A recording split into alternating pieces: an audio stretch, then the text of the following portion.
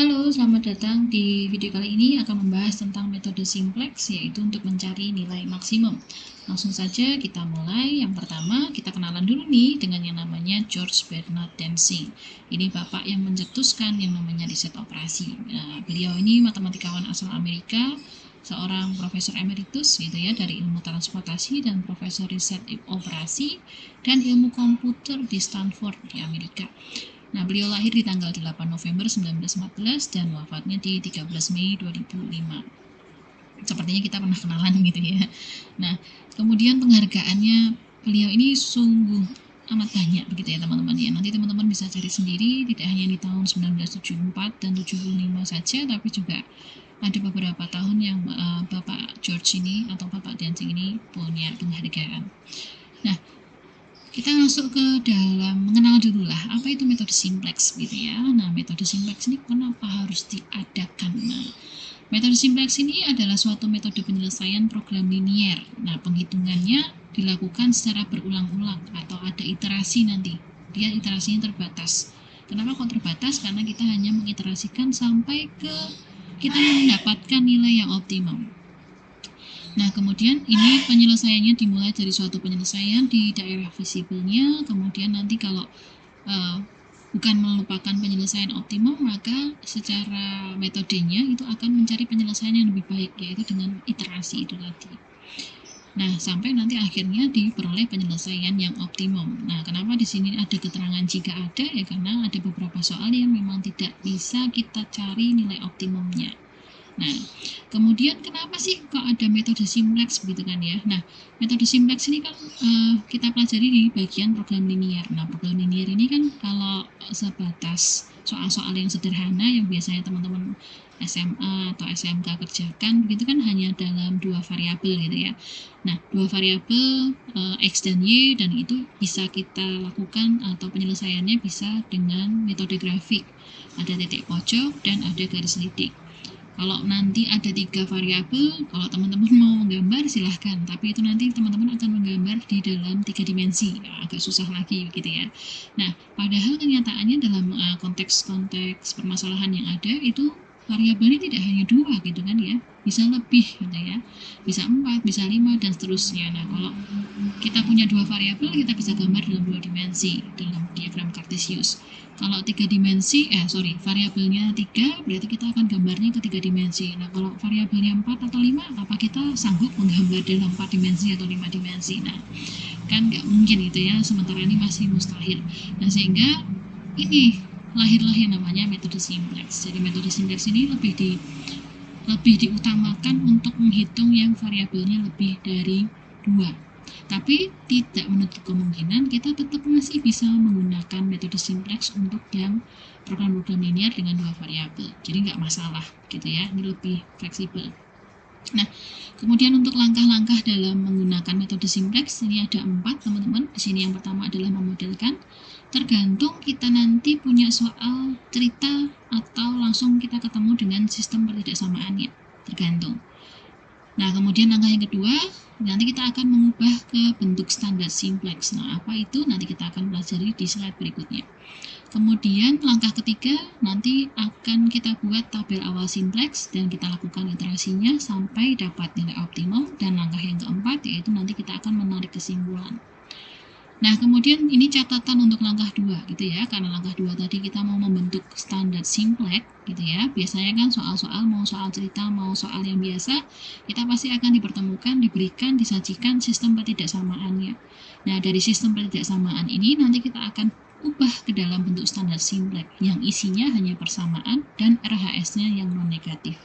Tapi biasanya soal-soal cerita RHS-nya juga sudah non-negatif begitu ya, tapi ada beberapa kasus yang tidak soal cerita itu memungkinkan untuk membuat RHS-nya negatif, jadi itu harus kita ubah. Nah, di sini ada 4 kemungkinan yang ada. Yang pertama, kalau kendalanya berbentuk pertidaksamaan dengan tanda kurang dari sama dengan, atau kurang dari nanti juga masuk ke sini teman-teman.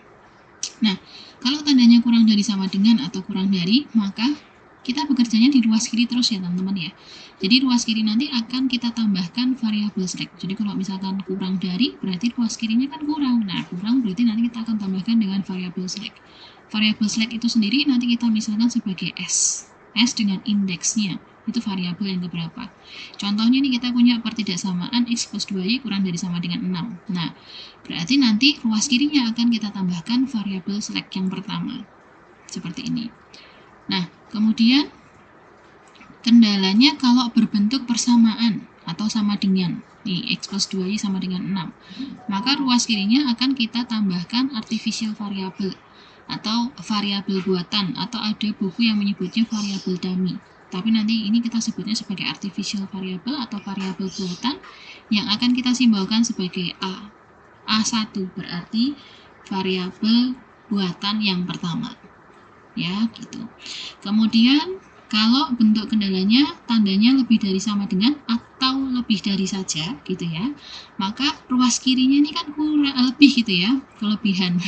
Maka ruas kiri akan kita kurangkan dengan variabel surplus, tapi juga akan kita tambahkan dengan variabel artificial. Jadi nanti ketika kita punya x plus 2y lebih dari sama dengan 6 gitu ya, maka kita akan kurangkan dengan variabel surplus dan kita tambahkan dengan variabel artificial. Nah, misalkan ini contoh pertama, kedua, dan ketiga ini merupakan sistem pertidaksamaan yang sama gitu ya, maka variabel surplus pun ini juga akan punya indeks lanjutan dari yang variabel slack yang pertama. Jadi ini tambah S1, berikutnya kalau kita pakai variabel surplus, nanti akan indeksnya keluar 2. Artificial juga sama, sudah dipakai yang pertama, berarti ini artificial variable yang kedua. Dan sedikit info teman-teman, untuk variabel slack dan variabel surplus itu simbolnya sama-sama S. Dan itu nanti lanjut begitu ya, S1, S2, dan seterusnya. Yang membedakan adalah kalau dia ditambahkan dengan variabel S, ya berarti ini si variabel variabel slack. Tapi kalau pengurangan berarti dia adalah variabel surplus. Nah, kasus yang lain ketika RHS-nya negatif bagaimana? Nah, kalau RHS-nya negatif, mungkin ada yang bertanya-tanya, RHS itu apa ya? RHS itu singkatan dari right hand side atau nilai ruas kanan, gitu ya, ruas kanan. Kalau ruas kanannya ini di sini adalah negatif 6, ruas kanannya di sini adalah 6, begitu. Nah, kalau ternyata RHS-nya negatif, maka kedua ruas akan dikalikan dengan negatif 1. Nah, kedua ruas kita kalikan negatif 1 dulu. Nih, kita coba ya, kita orek-orek. Nah, kedua ruas kita kalikan dengan negatif 1, maka kita akan ketemu min X, min 2Y, tandanya juga pasti kembali ya. Ini. Nah, kemudian kita lihat tanda di sini itu termasuk dalam kasus pertama, kedua, atau ketiga. Ternyata dia masuk kasus yang pertama. Sehingga nanti kita membutuhkan ruas kirinya ditambah dengan variabel slack. Nah, variabel slack urutannya sudah ada S1, S2, nah berarti sekarang giliran kita menambahkan variabel slack yang ketiga. Begitu. Nah, selanjutnya untuk fungsi tujuan ya. Jadi fungsi tujuan juga perlu diubah ke dalam bentuk standar simplex. Nah, yang perlu kita pahami itu adalah bentuk pemaksimum itu akan sama halnya dengan negatif dari minimumnya. Jadi misalkan kita punya contoh maksimum Z-nya adalah 5x plus 2x2, ini akan sama dengan minimum dari min Z-nya. Min Z-nya juga otomatis ini akan menjadi min 5x1, min 2x2. Nah, langsung ke contoh begitu ya. Kita punya kendala awalnya ada 2, kendala non negatifnya X dan Y, fungsi tujuannya seperti ini teman-teman. Jadi untuk bentuk standar simplexnya, nah karena dia termasuk yang tipe pertama ya, yang kurang dari sama dengan, berarti nanti kedua pertidaksamaan ini akan kita tambahkan dengan variabel slack yang pertama. Nanti pertidaksamaan yang kedua akan kita tambahkan variabel slack yang kedua. Kemudian untuk syarat non negatifnya, nah ini perhatikan juga, ini kan artinya X lebih dari sama dengan 0, Y juga lebih dari sama dengan 0. Bukan berarti untuk kendala non negatifnya akan kita kurangkan variabel surplus dan ditambahkan variabel artificial, enggak. Tapi di sini untuk kendala non negatifnya itu kita langsung berikan saja bahwa sekarang variabelnya tidak hanya X dan Y, tapi juga ada S1 dan S2. Sehingga nanti kendala non negatifnya kita tambahkan, dia juga harus non negatif. Begitu. Nah, kemudian untuk fungsi tujuannya, ini juga kita sama gitu ya, karena ini maksimum Z max, berarti nanti sama persis. Cuman di sini ada penambahan 0S1 dan 0S2. Sebetulnya nggak ditulis nggak apa-apa, cuman kalau nanti ditulis kan lebih enak. Kita akan melihat variabelnya, di sini koefisien S1-nya 0, koefisien S2-nya untuk di fungsi tujuan juga 0. Nah, lanjut ke langkah yang ketiga, yaitu membuat tabel awal simplex dan iterasinya. Nah, kita kenalan dulu dengan tabel awal simplex. Tabel awal simplex ini seperti ini ya, teman-teman ya, bentuknya. Nanti teman-teman bisa menuliskan per kotak-kotak begini, iterasi 1, iterasi 2, atau iterasi 3, atau bisa jadi nanti menuliskan seperti yang akan saya jelaskan. Nah, kita kenalan dulu di bagian kolom yang pertama. Kolom yang pertama ini untuk iterasi ke berapa. Jadi kalau misalkan ini awal, teman-teman bisa tuliskan di sini 0, atau ini iterasi awal, ditulis aja awal begitu. Nah, kemudian ada juga kolom CC. CC ini adalah koefisien fungsi tujuan. Kita lihat dulu nih. Soal kita kan seperti ini gitu ya, koefisien fungsi tujuan itu yang mana? Ya berarti kita akan lihat koefisien dari persamaan fungsi tujuan. Persamaan fungsi tujuannya adalah Z. Berarti koefisiennya adalah 800, 400, 0, dan 0. Tapi tergantung nih, BV-nya atau basis variabelnya siapa? Basis variabel ini adalah keseluruhan variabel yang akan kita pakai di sini. Jadi kita tuliskan urut gitu ya. X, Y, kemudian S1, S2. Kalau nanti ada artificial variable, baru dituliskan berikutnya A1, A2, dan seterusnya. Nah, kemudian tadi CC sudah ya, isinya 800, 400, 00, BV-nya, basis variabelnya X, Y, S1, dan S2. Kemudian kita masuk ke XJ. Nah, XJ ini adalah variabel kendala. Jadi variabel kendala yang pertama nanti kita akan tuliskan di sini teman-teman. Untuk persamaan yang pertama kan kita punya variabel tambahannya S1. Berarti nanti kita tuliskan di XJ yang pertama, X1 itu adalah S1. Nanti yang variabel X2-nya adalah si S2. Ini S1, ini S2. Kemudian CB ini apa? CB ini koefisien basis. Jadi nanti koefisien basis itu kita lihat dari koefisien fungsi tujuannya. Kalau tadi yang keluar di sini S1 dan S2, maka kita akan lihat koefisien yang ada di sini. Oke, biar nggak melihat-melihat gimana, nah kita tampilkan di sini. Gitu ya. Jadi kita tuliskan S1 dan S2, kemudian kita lihat CB-nya diambil dari CC. Kalau di sini 00, ya berarti di sini CB-nya juga 00.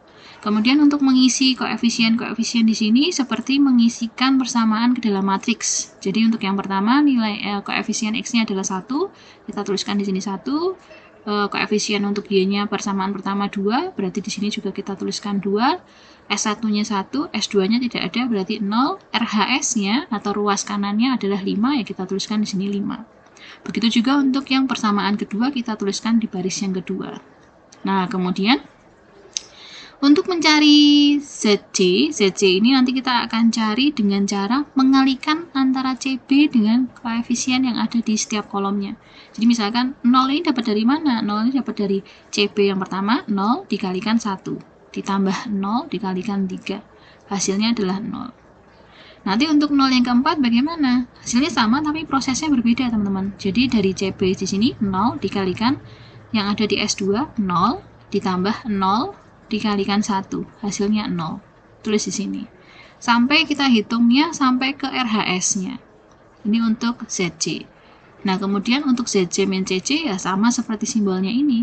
ZC berarti setiap kolomnya ini kita punya nilai 0 dikurangi CC-nya yang di bagian atas 800. Berarti nanti kita dapat negatif 800. Di sini negatif 400, 0, 0, dan seterusnya. Gitu. Nah, kemudian posisi awal ini gitu ya. Posisi awal ini dia punya nilai optimumnya adalah, nah, cara membacanya nanti adalah yang tidak muncul di sini itu nilainya 0. Jadi sementara ini X dan Y-nya kan tidak masuk ke dalam XJ ya, tidak masuk dalam XJ sehingga nilai X dan Y-nya sama dengan 0. Nih, X dan Y-nya sama dengan 0. Nilai S1-nya kita lihat RHS-nya. Di sini 5. Oh, berarti nilai S1-nya 5, nilai S2-nya juga 5. Kemudian nilai Z max-nya ada di mana? Z max-nya ada di ruas kanan dari ZJ. Jadi kalau ZJ-nya di sini, maka RHS yang ZJ ini 0, inilah yang di posisi kita dapat Z max-nya ini masih di posisi 0. Ini posisi awal. Nah, kemudian iterasinya begitu ya. Nah, untuk melihat iterasinya ini yang perlu dipahami adalah kasus pemaksimum dan kasus peminimum ini berbeda. Jadi kalau pemaksimum kita akan melakukan iterasi terus gitu ya, sampai kalau nanti berhenti iterasinya kalau sampai ZC min CC-nya itu sudah positif semua. Jadi kalau maksimum ZC min CC-nya positif semua itu sudah berhenti. Nah, bagian sini yang agak ribet ya teman-teman ya. Jadi ada 4 langkah. Yang pertama nanti ketika kita melakukan 1 kali iterasi itu harus melakukan keempat langkah ini. Langkah yang pertama adalah mencari nilai pivot. Nah, pivot ini adalah irisan dari kolom pivot dan baris pivot. Jadi kita harus mencari mana kolom pivotnya, mana baris pivotnya, irisannya adalah nilai pivot. Nah, yang pertama, kolom pivot. Kolom pivot ini kita memilih dari kolom nilai ZC min CC yang paling negatif. Karena tadi kalau hasilnya sudah positif berarti sudah selesai, maka ini kita pilih yang paling negatif. Kemudian setelah memilih kolom pivot, kan kita sudah ketemu kolom pivot, nanti kita akan menghitung rasionya. Rasio nanti diperoleh dari membagi nilai RHS dengan koefisien di kolom pivot. Nanti kita langsung praktekkan teman-teman. Kemudian untuk mencari baris pivot, ini nanti kita akan memilih nilai rasio positif terkecil. Positif terkecil, jadi kalau negatif kita nggak bisa pilih. Kita hanya bisa pilih yang positif terkecil. Kemudian langkah kedua ada penukaran variabel. Ada 2 istilah, variabel masuk dan variabel keluar. Jadi nanti variabel yang dipilih sebagai kolom pivot ini adalah variabel masuk di variabel basis non-basisnya. Kemudian variabel keluar ini nanti yang variabel yang kita pilih sebagai baris pivotnya. Kemudian langkah ketiga nanti kita akan menggunakan operasi baris elementer di mana kita akan membuat nilai pivotnya menjadi 1 dan nilai yang lain di dalam satu kolom sama dengan nilai pivot ini akan diubah menjadi 0. Kalau teman-teman ingat nanti akan diubah ke dalam matriks eselon baris atau eselon baris reduksi gitu ya. Kemudian yang keempat nanti kita akan menghitung nilai optimum gitu ya. Kita bisa menghitung nilai optimum, bisa nanti di bagian terakhir saja mencari nilai optimumnya berapa. Nah, kalau nanti masih ada yang negatif ZC min CC-nya, berarti kembali lagi ke langkah 1. Kita lakukan iterasi lagi sampai semua nilai ZC min CC-nya tidak ada yang negatif. Oke, kita tarik ke sini. Ada kepeannya teman-teman di atas ini ya. Kita mau mencari nilai pivot. Langkah pertamanya adalah kita mencari kolom pivot, di mana kolom pivot ini dipilih dari ZC min CC yang paling negatif. Di mana ZC min CC yang paling negatif ya sudah ketahuan ini negatif 800. Berarti untuk kolom ini akan kita buat atau kita jadikan sebagai kolom pivot. Kolom pivotnya si X. Kemudian menghitung rasio berarti kita akan membagi nilai RHS yang ada di sini dengan koefisien di kolom pivot. Kolom pivotnya koefisiennya ada 1 dan 3. Nah, untuk menghitung rasio yang kita hitung hanya bagian sini saja ya. Persamaannya tadi ada 2 ya, berarti kita menghitung 2 barisnya untuk rasionya. Nah, kita hitung di sini. Berarti dapatnya 5 dibagi 1 sama 5 dibagi 3. Kemudian pilih baris pivot itu yang rasionya positif terkecil. Rasio positif terkecil ada di baris yang kedua ini. Berarti nanti ini akan menjadi baris pivot. Nah, hati-hati ketika nanti hasilnya ternyata teman-teman begini. Negatif 0,33 sama 1,67. Kita tidak bisa memilih yang hasilnya negatif 0,33.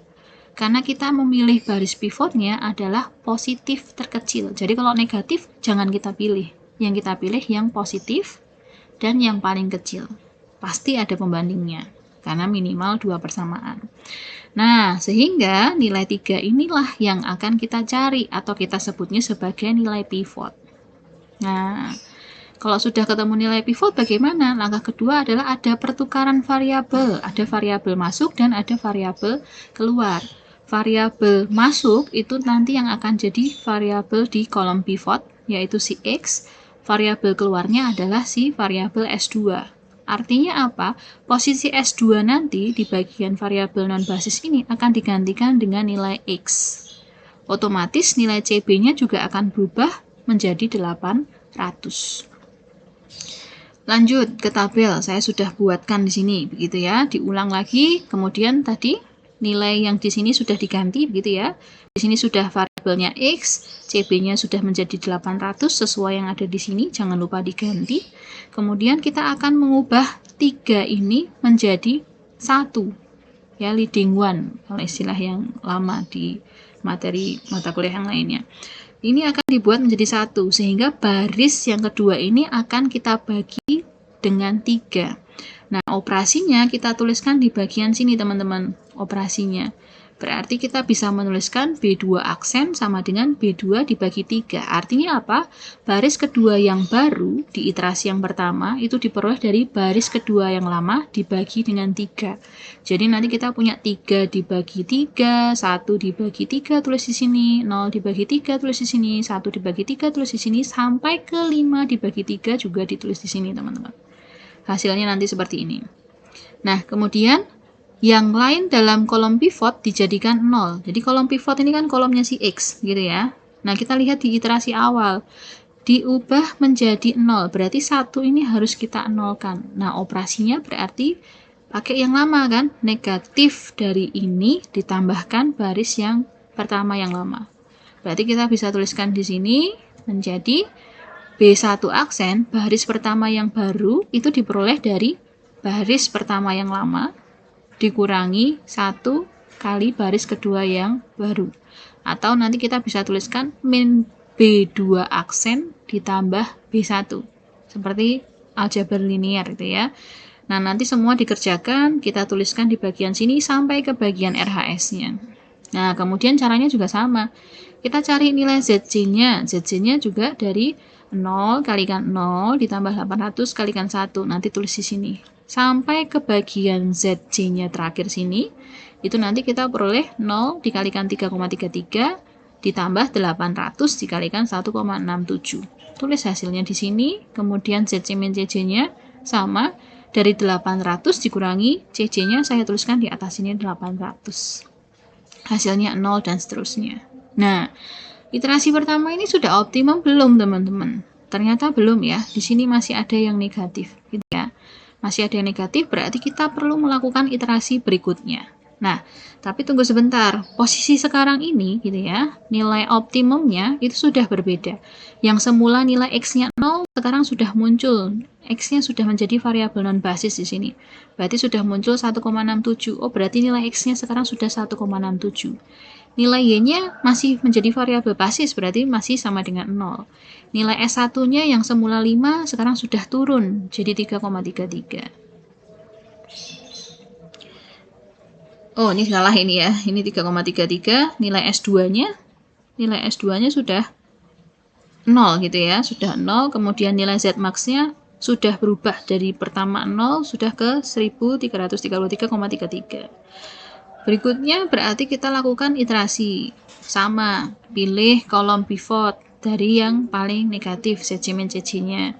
Kemudian kita mencari rasionya dari RHS dibagi dengan koefisien kolom pivot. Kemudian pilih baris dengan nilai rasio positif terkecil, berarti ada di baris yang pertama. Kemudian berarti nanti nilai pivotnya ada di 1,67. 1,67 ini nanti kita harus buat 1, bagian bawah 0,33 harus kita buat 0. Ya, nanti lakukan sama teman-teman, dan nanti kita perolehnya jangan lupa juga dituliskan di operasinya di sini. Nah, nanti kita peroleh seperti ini hasilnya, teman-teman. Jadi nanti hasil akhirnya sudah ada di bagian sini gitu ya. Jadi nilai X-nya sudah muncul, nilai X-nya sekarang nilainya 1, nilai Y-nya sama dengan 2, S1 dan S2-nya sudah 0, Z max-nya sudah 1600. Nah, kalau teman-teman cermati soal-soal yang biasanya dikerjakan, itu nanti akan menghasilkan yang sama. Dalam artian, variabel X dan Y-nya, atau X1, X2, atau A dan B, atau nanti kita mau pakai variabel apa, itu nanti pasti akan menjadi variabel non-basis di sini, dengan punya nilai yang tidak akan 0 gitu ya. Tapi tergantung soalnya juga sih. Ada juga soal yang tetap nilai X-nya 0 walaupun sudah keluar di sini ya. Jadi bisa jadi di sini Y-nya 0, X-nya 1, ya mungkin aja gitu ya. Yang pasti nanti ketika kita punya soal yang biasa begini, maka nilai X dan Y-nya selalu ada. dan di bagian ZC min CJ-nya ini selalu 0, gitu ya. Kemudian untuk nilai S1 dan S2-nya juga akan keluar menjadi variabel yang keluar tadi dan nilainya akan menjadi 0. Nah, otomatis di sini juga akan nilainya ya. Ini positif, selalu positif, karena kalau negatif berarti kita harus lakukan iterasi untuk variabel S1-nya atau variabel S2-nya.